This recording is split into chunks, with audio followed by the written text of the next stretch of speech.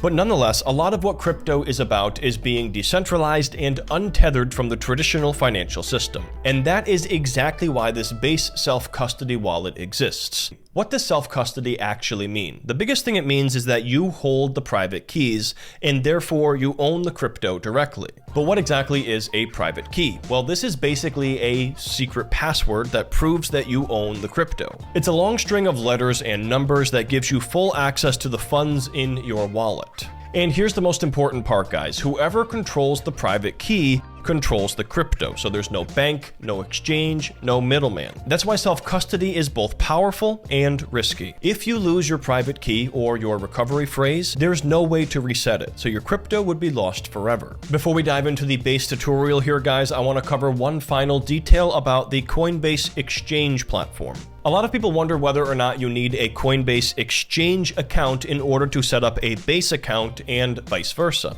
These two are actually completely separate, and that means that you do not need to have a Coinbase account in order to open up a Base wallet. However, you do need an exchange if you're looking to buy crypto that you're looking to then send over to your self-custody wallet. So for that purpose, we will be using Coinbase. You can check out my full tutorial about Coinbase down below and in the corner in terms of the exchange account, and I also have the link to open up an account where you can support the channel and maybe even get some free Bitcoin in the process.